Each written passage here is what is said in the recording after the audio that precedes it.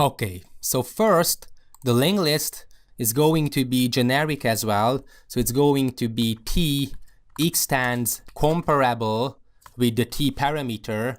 And basically, this class is going to implement the list interface. Okay, of course with the t parameter. So I'm going to override these methods. Basically, this is what we are going to implement in this video.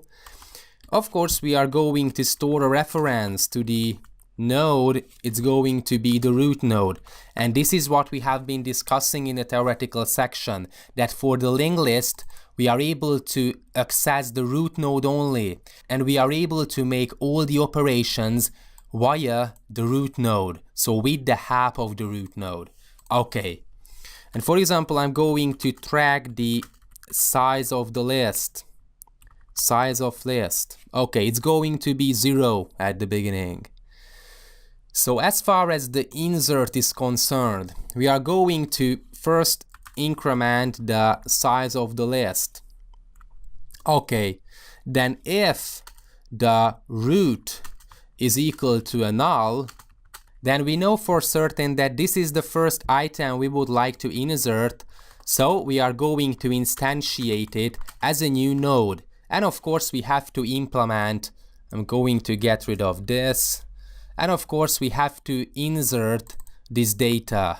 Okay. And else, we know for certain that because we have already instantiated the root node is not going to be 0. So we are going to insert data, for example, at the beginning.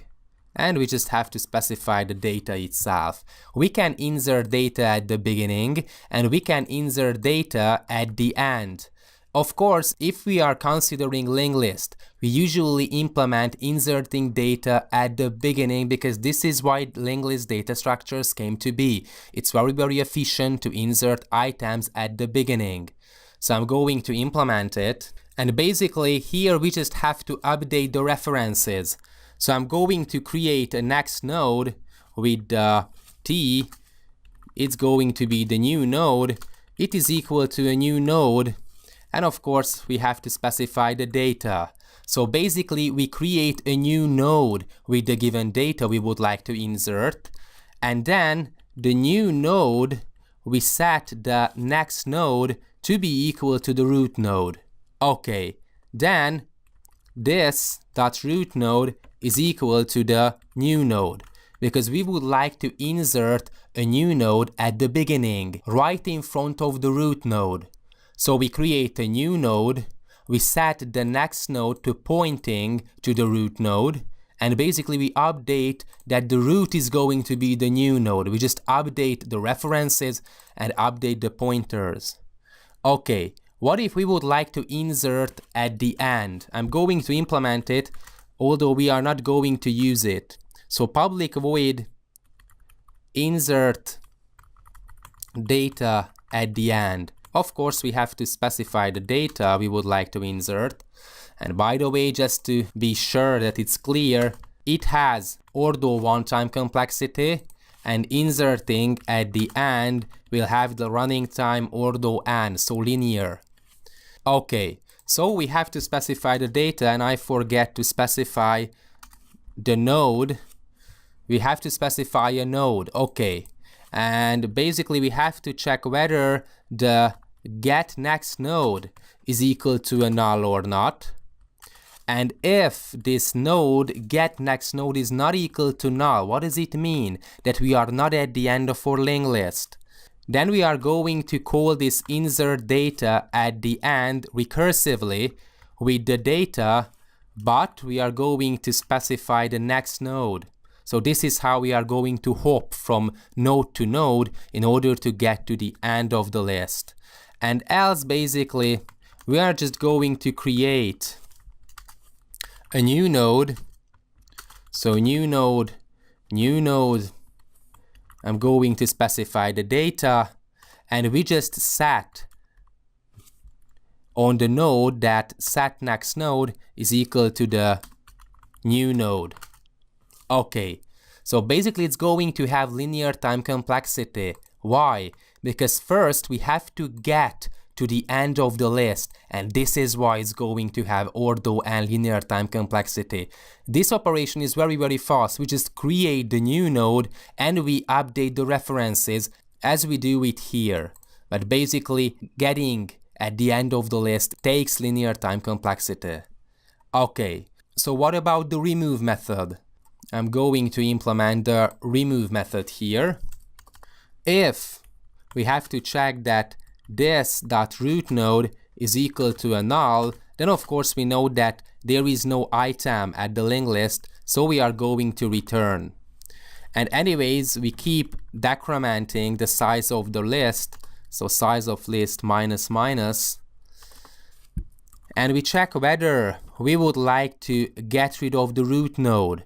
So if the root node dot get data dot compare to data is equal to 0, what does it mean?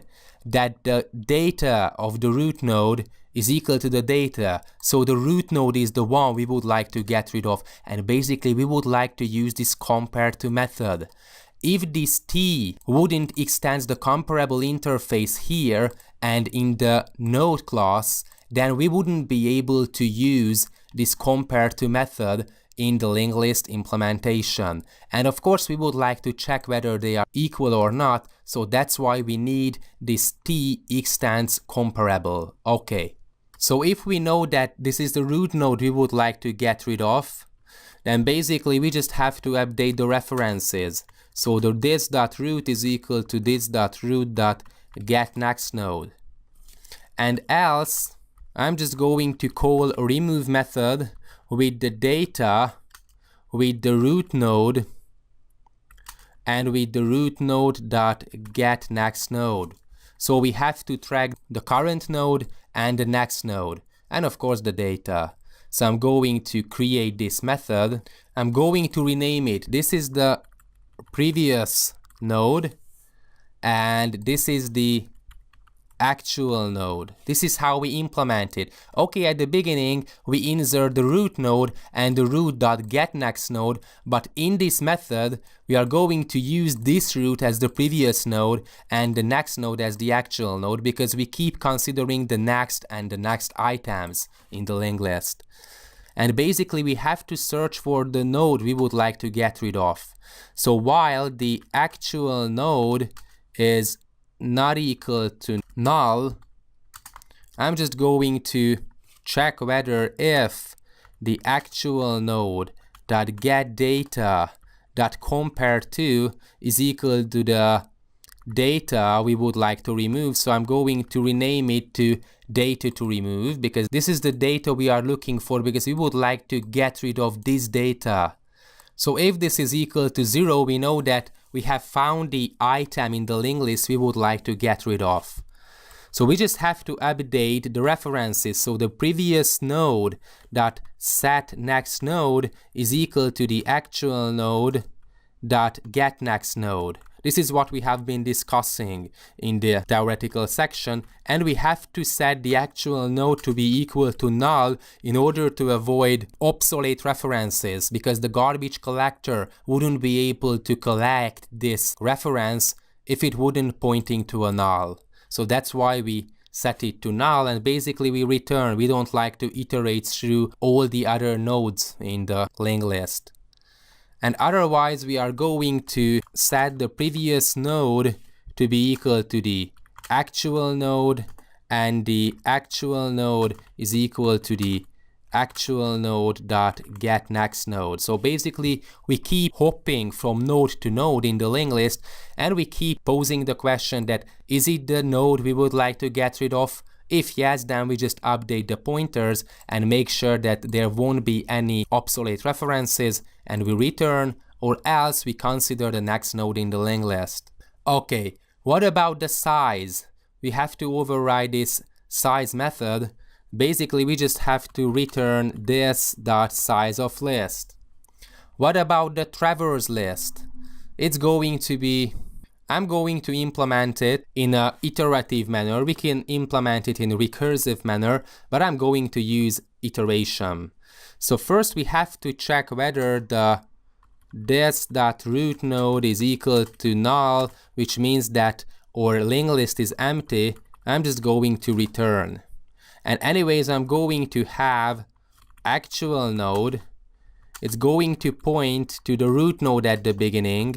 And while this actual node is not equal to null, this is why it's very, very important to track the nulls, because we know that the last item, the last node in the linked list is pointing to a null value. So while the actual is not null, first of all, I'm going to system out println the actual node plus some spacing. I'm going to get rid of the ln in order to prevent making new lines on every iteration. And then of course we have to update the actual node. Actual node is equal to the actual node.getNextNode. Okay, so basically because we have override the toString method in the node, that's why the system out println is going to call the data.toString. So we are going to print out the data in the linked list. So this is how we implement these methods. So we have the traverse list with the help of iteration. We can get the size of the list. We are able to remove and we are able to insert items. We are able to insert items at the beginning and at the end. Of course, we usually use inserting items at the beginning because this is why linked list came to be. In the next video, we are going to test our application. Thanks for watching.